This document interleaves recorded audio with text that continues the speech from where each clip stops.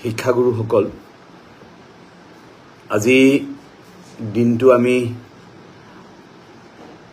ৰাজ্যখনৰ শিক্ষক সমাজৰ বাবে এটা অতি দুখ লগা দিন হিচাপে চিহ্নিত হৈছে। আমি ৰাজ্যৰ প্ৰাথমিক শিক্ষকসকলৰ নেতৃত্বত কেৱল প্ৰাথমিক বিদ্যালয়ৰ শিক্ষকেই নহয়,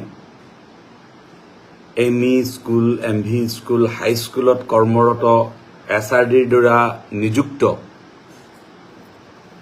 নিয়মীয়া শিক্ষকসকলৰ সৈতে ৰাজ্যখনৰ সকলো পুৰণি শিক্ষকে, পুৰণি সকলো শিক্ষকে একত্ৰিতভাৱে আমি আজি এঘণ্টীয়া ধৰ্ণা কাৰ্যসূচী ৰূপায়ণ কৰিলোঁ আৰু এই কাৰ্যসূচী সফলভাৱে ৰূপায়ণ কৰাৰ বাবে, শান্তিপূৰ্ণভাৱে, শৃংখলাবদ্ধভাৱে ৰূপায়ণ কৰাৰ বাবে প্ৰথমতে আপোনালোকক ধন্যবাদ জনাইছোঁ।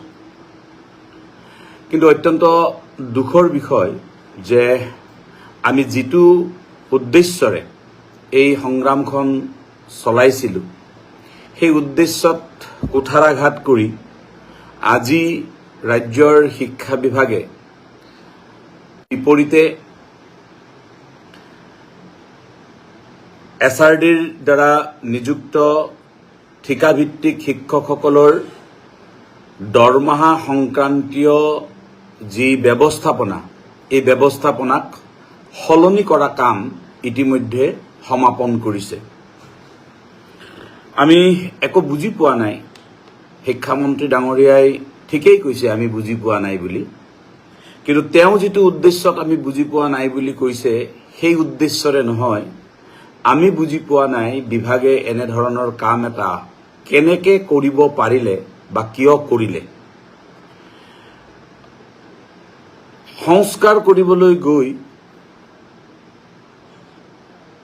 শিক্ষকসকলৰ যি মৰ্যাদা, এই মৰ্যাদাক যি কুঠাৰাঘাত কৰিছে, সেয়া ইতিহাসত লিপিবদ্ধ হ'ব আৰু নিশ্চিতভাৱে এদিন হ'লেও এই অন্যায়ৰ প্ৰত্যুত্তৰ দিব লাগিব। শিক্ষকসকলৰ দৰমহা হয় DDO সকলৰ জৰিয়তে, যিসকল DDO ব্লক অফিচাৰ বা ডিষ্ট্ৰিক্ট অফিচাৰ বা IS সকল থাকে, তেখেতসকলৰ জৰিয়তে। কিন্তু শিক্ষামন্ত্ৰী ডাঙৰীয়াই কোনো সলনি নহয় বুলি কৈ আজি পুনৰাই BMCৰ জৰিয়তে দৰমহা প্ৰদানৰ ব্যৱস্থাক যি নিজে বহি থাকি নিজে তদাৰক কৰি কামটো কৰিলে, তাৰ দ্বাৰা এই কথাটো প্ৰমাণিত কৰিছে যে সৰ্বশিক্ষাৰ অধীনলৈকে এই শিক্ষকসকলক লৈ যোৱা হৈছে। আৰু সেই কথাটোকে আমি আপত্তি কৰিছিলোঁ। আৰু আমি আপত্তি কৰাৰ স্থলটো এইটোৱেই যে ৰাজ্য চৰকাৰে ৰাজ্যপালৰ অনুমোদনৰ দ্বাৰা প্ৰকাশিত যি নীতি, সেই নীতি ৰাজ্য চৰকাৰৰ শিক্ষা বিভাগে আজি ভংগ কৰিছে। যিখন পত্ৰযোগে ৰাজ্য চৰকাৰে কমিশনাৰৰ কাৰ্যালয়ৰ পৰা ডাইৰেক্টৰ কাৰ্যালয়লৈকে পোষ্ট ক্ৰিয়েশ্যন কৰি অৰ্ডাৰ কৰিছিল, সেই আদেশখনতে উল্লেখ আছিল যে 35,000 পদ সৃষ্টিৰ বিপৰীতে 35,000 পদ বিলুপ্তি হ'ব।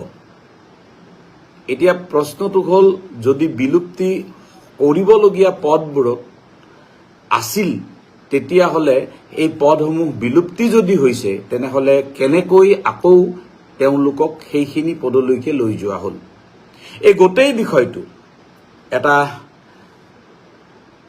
বৰ নজিৰবিহীন এটা ঘটনা। আমি আপোনালোকক কথাখিনি জনাব বিচাৰিছোঁ যে আমিতো একো সিদ্ধান্ত দিব পৰা মানুহ নহয়। আমি অন্যায়ৰ প্ৰতিবাদ কৰিব পাৰোঁ, শিক্ষকৰ মৰ্যাদা ৰক্ষাৰ সংগ্ৰাম আমি একেলগে কৰিব পাৰোঁ, আৰু আমি বিষয়খিনি উপস্থাপন কৰি তাৰ আমি ন্যায় বিচাৰিব পাৰোঁ। আৰু সেইবাবে আমি বিভিন্নজনৰ পৰামৰ্শ গ্ৰহণৰ কাৰণে আমি অহাকালিৰ দিনটো ব্যৱহাৰ কৰিম। আপোনালোকক আমি জনাম যে বিশেষকৈ আইনজ্ঞসকলৰ দ্বাৰাও আমি আইনজ্ঞসকলৰ পৰামৰ্শও আমি গ্ৰহণ কৰিম। আইনজ্ঞসকলৰ পৰামৰ্শৰ ভিত্তিত আমি কি কৰিলে এই বিষয়টো ভাল হ'ব, এই বিষয়ে আমি চৰ্চা চলাম। আমি সকলো শিক্ষক শিক্ষয়িত্ৰীকে আমি এই কথাটো অনুৰোধ কৰিছোঁ যে এইটো এটা বিপদকাল। এই বিপদকালত সকলোৱে ধৈৰ্য সহ্যৰে আমি আগবাঢ়িব লাগিব আৰু নিশ্চিতভাৱে যেনেধৰণে সংগ্ৰামখন আগবঢ়াই নিব লাগে সেই ধৰণে সংগ্ৰামখন আগবঢ়াই নিব।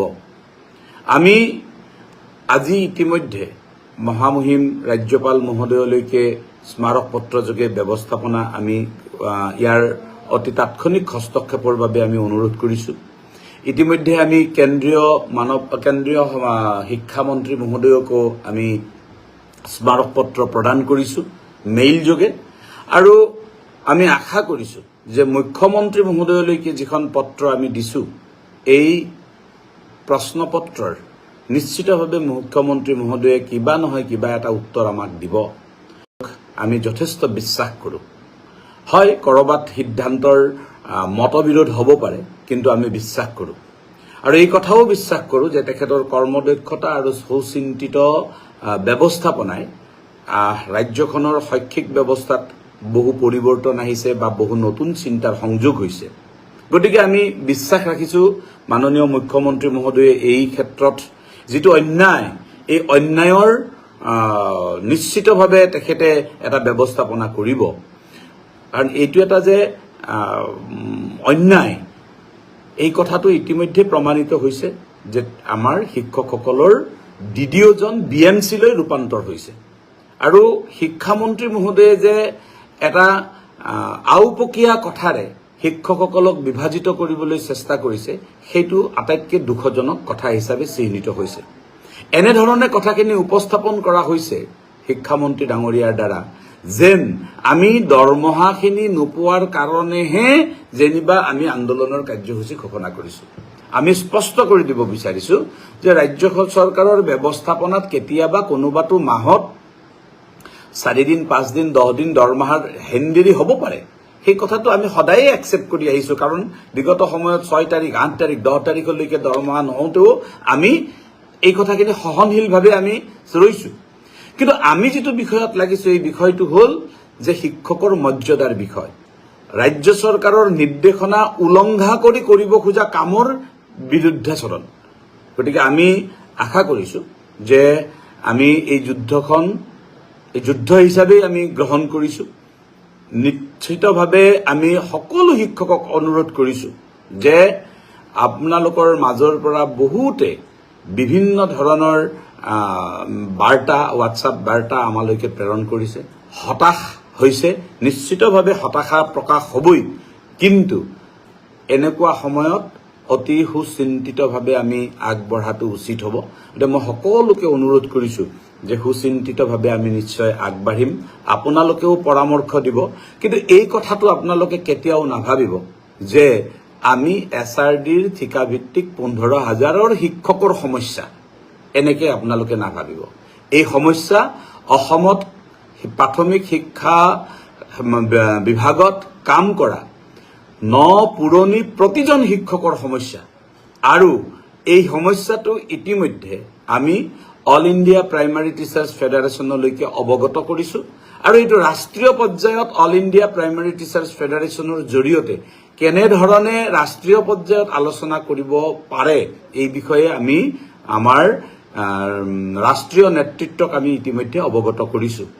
আশা ৰাখিছোঁ যে আমি এটা সুফল আমি পাম আৰু আমি যি আমাক ষড়যন্ত্ৰমূলকভাৱে আমাৰ DDO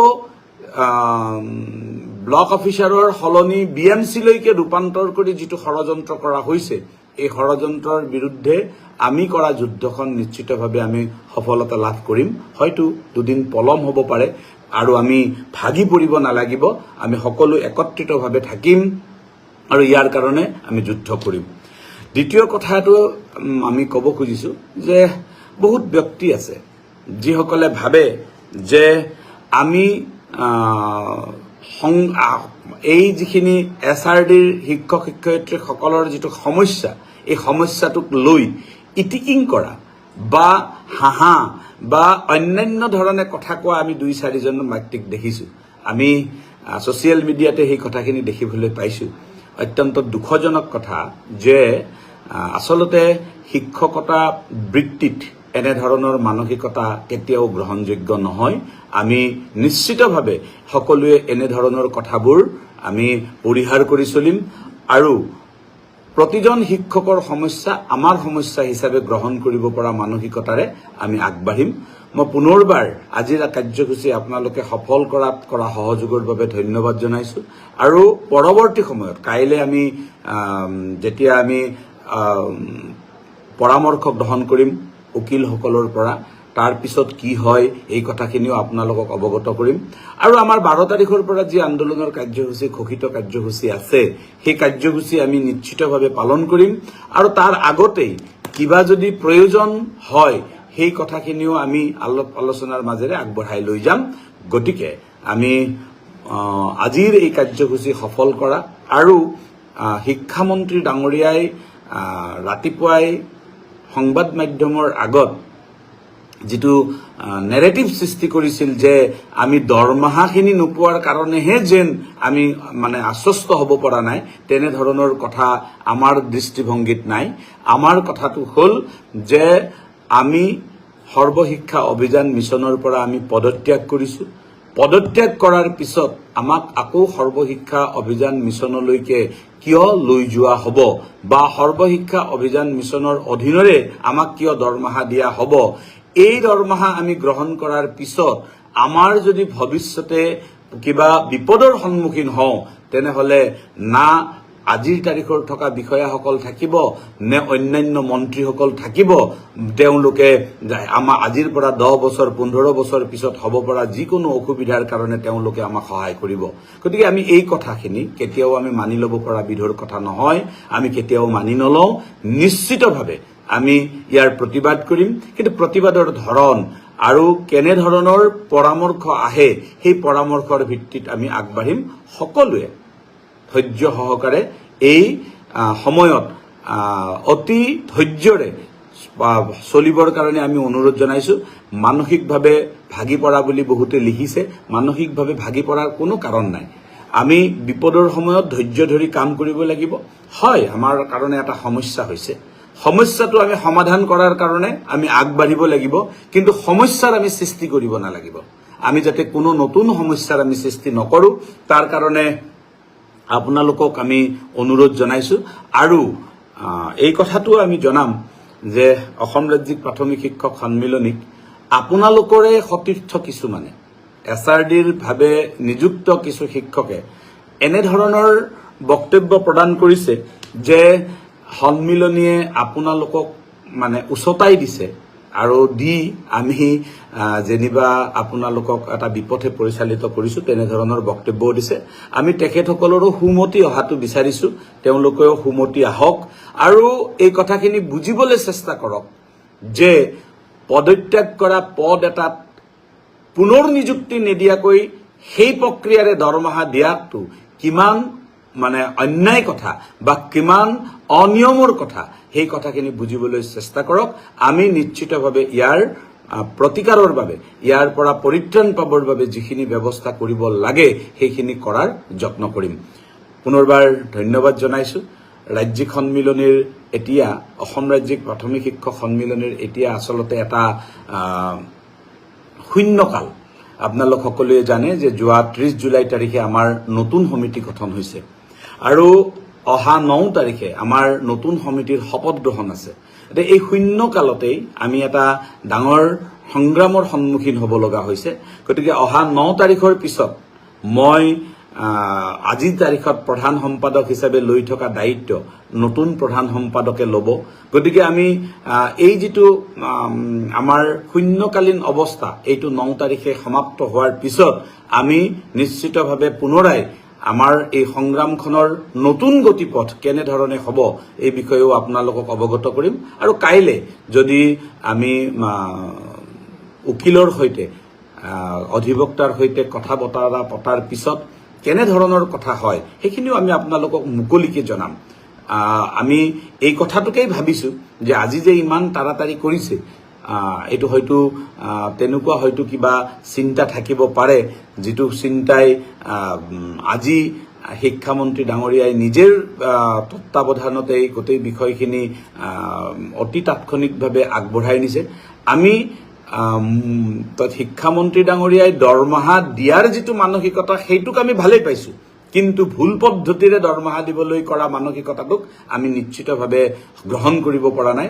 শিক্ষামন্ত্ৰী ডাঙৰীয়াও নিশ্চিতভাৱে এই কথাখিনি পুনৰ বিবেচনা কৰিব আৰু মুখ্যমন্ত্ৰী মহোদয়েও নিশ্চয় পুনৰ বিবেচনা কৰি আমি দিয়া প্ৰশ্ন প্ৰত্নখনৰ এটা উত্তৰ আমাক দিলে আমি নিশ্চয়